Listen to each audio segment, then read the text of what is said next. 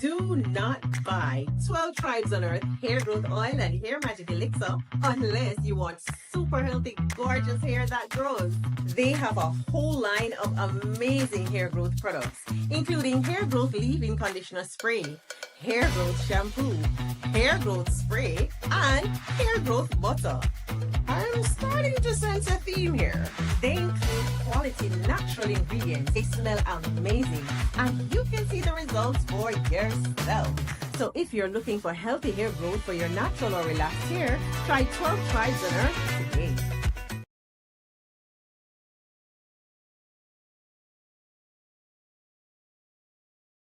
Shalom, family. Good to see you all here. Hope you're doing well. We're going to talk about the heat waves that have been hitting the country. And right now, much of the Midwest is under a heat dome that's supposed to go on for the rest of the month. And they are hitting triple digits, 110, 115, some locations in the upper 90s. And they are losing power. Now, when I say lose power, I don't mean lose power for maybe 20, 30 minutes and it comes back. The power is going out, for example, on a Saturday, and they don't get power back until Wednesday. That's what I'm talking about. And it's been happening in, locations across the country and at the very worst time during a heat wave. So that's a very dangerous thing. And when you are without power, probably the worst place you can be is inside your house where there is no air circulating. And, most people that have lost their lives in Europe have chose to stay inside of their homes, and they ended up losing their lives during a heat wave. And when you have no power, it's even worse. I know, everybody, your situation is different, but if you're able to get out and the power outage is going to be longer than 24 hours, it might be in your best interest to get out of that home, at least for that amount of time. Now, I'm telling you something that I've been through. Back in 2024, we lost power and it was the high 90, I think it was like 99 degrees, and we lost power. And they let us know it was not coming back for several hours. And my family, we made the decision to go and stay at one of the local hotels for overnight. And I am so glad we did. That was probably the best decision we could have made. And we found one that was pet friendly. So we were able to get Loretta out of the house as well, right along with us. So, in our case, it was just one night. But when we came back, oh man, the house was so hot, but we were able to cool it down. But it is no joke when you are in over 100 degrees and you have no power. It is no joke. And some of these people have gone through it several times. It's not like it was just one time and that was it. No, some of these folks have gone through it on several occasions this summer. So let me go ahead and share my screen. Shalom to everybody in the chat. Okay. Please give me a 1 if you can see my screen.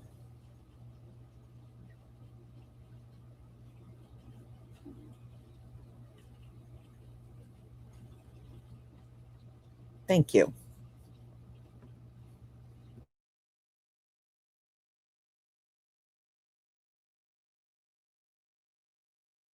America, help me. We have got a power outage right now, and it is so extremely hot, we could die. I don't know how you do it. It is so hot here for my British body. In southern Utah, it's around 110 degrees Fahrenheit right now, which is around about 43 degrees Celsius, which isn't even as hot as it gets. But right now, today, there's been a power outage. So everything is off. ACs, refrigerators, entire power is now gone for the whole of this town and some of the surrounding area.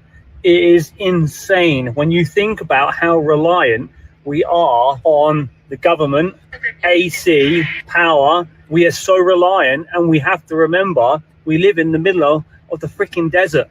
We need a generator. We need a generator now. Now I realize I need a generator. But we are so reliant on the luxuries that allow us to live this far in this amount of heat. Obviously people have done this before us, but those people of the past were built a lot tougher than we are now. That is for sure. But yeah, it's 110 degrees outside. The power has gone off, so everything is hot. We are literally just hiding away in the car right now to have the AC on. It's so hot outside. It literally feels like walking inside a giant oven. But for us Brits, 75 degrees Fahrenheit is hot. That is a heat wave. We're 110 right now, but man alive, this is hot. A frustrating start to the weekend for thousands of people in parts of San Francisco. Power went out shortly before 10 o'clock this morning in the city's Richmond neighborhood and areas near Golden Gate Park. At one point, more than 9,000 customers were without power. NBC Bay Area's Christy Smith joins us live now. Christy, you've been looking into this. What's the latest out there? Well, power came back on for everyone here around 4 o'clock this afternoon. The traffic signals are on again. Earlier today, they were dark. And earlier, thousands of people had to spend at least some of their day without power. Traffic signals were out, and so was the power early today for thousands of customers in San Francisco. It's just kind of an inconvenience. So if I had to do work today, then I don't have internet power. And yeah, it's just an inconvenience. Royal Market and Bakery on Geary Boulevard had to put a sign on the door explaining they had no electricity. Scale is not working. Register is not working. There is no internet, nothing. At this store, also on Geary, the person working had a candle lit and tried to make do without power. Before 10 o'clock in the morning, the power is gone, and I put a sign while the ATM doesn't work, and I put a sign to only cash. Across the street, another posted signs on the door saying they were temporarily closed due to the outage. PG&E says crews were conducting a routine operational procedure between two substations around 9:45 this morning, when a protective device on the system activated and led to an outage. It says initially about 9,400 customers in the Richmond and Golden Gate Park neighborhoods were affected. This is all frozen or refrigerated stuff is going bad. It was supposed to be a busy Saturday morning for businesses, interrupted by darkness. It is very frustrating.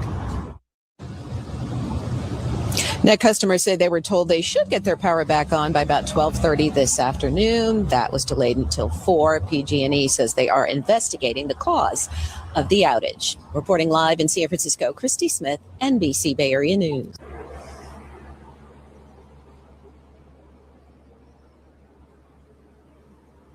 We got this cute ass email from Kana just now. There's another heat wave coming, and they're going to purposely shut my power off again. I'm one of those lucky people that lived in the 4 to 5 neighborhoods in Queens. I know they did it in Bronx too. They always do it lower income areas. That being said, please make sure you nickel and dime them the way they do to you. So I had to throw out about $500 worth of groceries, and I filled out the reimbursement form. I took pictures. Up to $280, I don't think you need to submit pictures. So if you were in one of the areas where they, again, shut your power off, make sure you are submitting those forms because you have only 30 days to do so. And I know you're going to look at your bill and it's going to still say, oh, you had a spike in energy those 2 days. And it's going to be like, well, what the fuck? You cut my power. How's that possible? Because they're a corporation. And don't sit there blaming Mandati, please. It is the hottest freaking day on record. And my power is out. And I was just running around outside in 100 degrees to try and set up a generator so at least my refrigerator has food. And so I bought these Unifree cooling wipes. The package came with green and purple. Forgive my heat stroke mine. But I'm going to open one of these up and see how good they are. Hold on. So it's nice and long, and it is cool. It smells of like menthol, which is one of the ingredients, and aloe. I'm gonna just sit here and chill out with this. Right now it is hugely helping, but something cool. This is nice and portable for around the back of your neck, on the insides of your wrists if you get too hot. These packages are super nice to carry with you. Leave them in your car, leave them in your purses, moms. I'm gonna sit here and enjoy the coolness of these. I'll link them below. The devil is a liar. Like, I don't know what they got going on here in America, but I find it really odd that I'm in Georgia with no power. My mom and family is in Wisconsin with no power. It's people all over the country with no power. We don't have anything to do with this mess. Whatever they have going on, they need to leave us hardworking Americans alone. I'm so frustrated. I can't even find my car charger. I'm just sitting here like, what in the world? Now I got to dig out flashlights, candles, try to catch the store all before it get too dark. Like, this is crazy. I am not in the mood for this at all. People, please be safe and stay prayed up. I love you all. Year 2 of having to evacuate our house for 4th of July. Last year was because of lightning strike. This year it's because there's no power in the middle of a heat wave. So there's power out for over 200,000 people. And guess what? They're telling us our restoration time is Wednesday late at night. That's ridiculous. So anyway, we're back at my in-laws with the kiddos. They're having fun. Freya's on the couch and Augie's doing whatever he's doing. He's already hit his head several times here. I don't like spaces that are not child-proof, but, you know, my in-laws are really nice people. My mother-in-law just brought me a cup of coffee a few minutes ago, so I'm not complaining. Maybe a little bit. So the gossip is the first storm actually knocked out some of the shingles of the roof right on the ridge, which is right above my bed. So last night there's another thunderstorm, and I'm anxious with thunder and lightning these days after, you know, having been in the house when lightning struck. So I'm over there just being like, oh, did you just put that in my coffee? Don't do that. That's not a good idea. Toddler mom life. No, yeah, you can put it in your cup. I'm in bed and I hear drip, drip, drip, and it's dripping straight into the bed because the roof is leaking into the bed. So yeah, I slept on the couch. Well, sleep is not exactly the most accurate word, but Augie was fine. So there was that. Mike kind of fixed it, but the paint is now peeling off the ceiling. And we're going to get more rain and more storms today and tomorrow. And hopefully one day we'll get to go home. But for now, I'm on vacation, so life's good.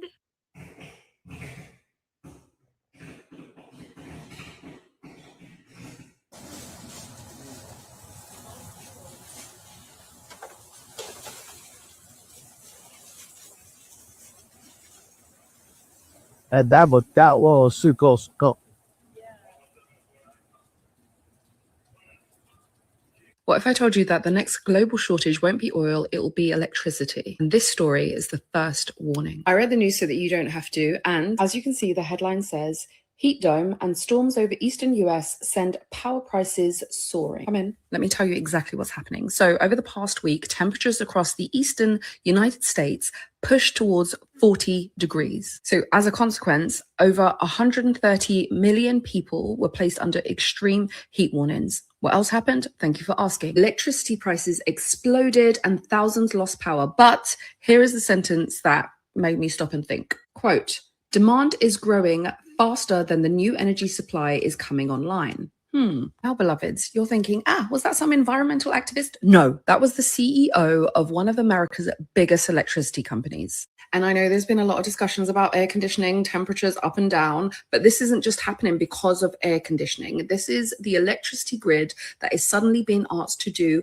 way more than it was built for. Air conditioning, electric vehicles, new factories, and AI. You're probably aware, but modern AI data centers consume enormous amounts of electricity. Some use as much power as a medium-sized town. So then what you have is every summer heat wave, it becomes a stress test. Can the grid keep households cool while powering the technologies that governments and companies are betting the future on? That is why wholesale electricity prices jumped more than 240% in New England and doubled in New York. Utilities, yes, it wasn't just Mum Dani. Utilities even asked people to turn their air conditioning up, switch lights off, and wait until the morning to use their washing machine. It wasn't some big conspiracy. Basically, demand had outstripped supply. I think this is where the conversation changes, because for decades, electricity is something we've taken for granted. You just flip a switch, boom, it's done. Now it's becoming a source of economic resource. Countries aren't just competing for things like chips and all of these high-tech gadgets anymore. They're also competing for the power that is needed to run them. And the thing is, if we don't also build this new generation and upgrade our grids quickly enough, these higher prices, these blackouts, these energy rationing during times of extreme weather, that's not going to be unusual anymore. It's just going to be everyday life. And I have never felt this way. It's been a grueling 36 hours for Nancy Dukes. She says her power went out Friday morning. I was inside Nancy's house for less than 5 minutes and started sweating. It's that warm inside. Nancy's been living like that since 9:30 Friday morning. A blank electric meter at Duke's West Side house. She has Cleveland Public Power.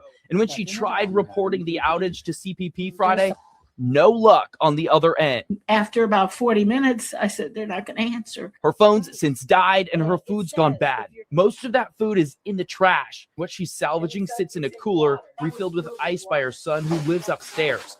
But the heat melts it faster than they can keep up. You can smell it. It's really bad. And that's just, I'm telling you, yesterday that stuff was good. CPP posted Saturday that crews are working to restore power. Look at everything flying off of it. They're hitting each other. Oh, God. Oh, look at the rope. Ah! Yep, there it went. And now we have no power. I'll go there. You would have loved, no, you can't go down there. you'd have loved our last doctor. Those wires hanging down. What if I told you that the next global shortage won't be oil, it will be electricity? And this story is the first warning. I read the news so that you don't have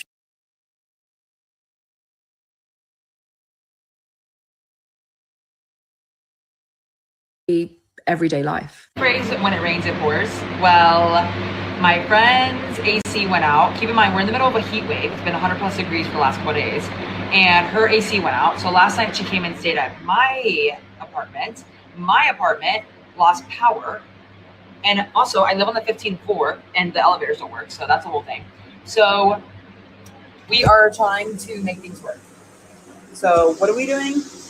We're at her apartment, literally making our own AC with ice, water, salt, and fans. Literally fans everywhere. Everywhere. And we're in the middle of a heat wave. And who knows when my power is coming back on or when our AC is going to be fixed. So say a prayer, watch this video, because we may need to be able to afford a hotel room for the next month of our lives.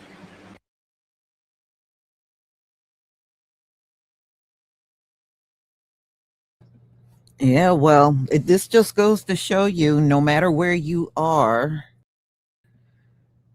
this just goes to show you, no matter where you are in this country, you need to have some type of plan if your power is going to be out for a few days. You know, it is no joke. Yes, the electrical grid is old, Wanya. You are right. And on top of that, we got something we never had before, and it's all these data centers. And with each home straining the power grid with all these ACs and central air that's blowing, and then you got this data center that's usurping damn near all of the power during a heat wave. So yes, you know, this is going to be tough on a lot of people, but y'all, this is a precursor for what's to come. Because if you pull up stories on the power grid, it says that there have been major power outages every single month in 2026. Every month there's been a major power outage where hundreds of thousands of people are without power across the country. So, yes, I mean, things are changing. You need to have that plan B. You need to be able to keep yourself dehydrated.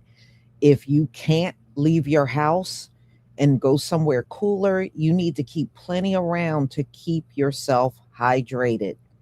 You know, if you're hydrated, you could probably make it through. But y'all, it is going to be, the summers are going to be tougher and tougher. It is no longer going to just be a few days in the 90s and then most of it through the 8. It's not going to be like that. You're going to be going through heat waves just like the Midwest that got the heat dome right now.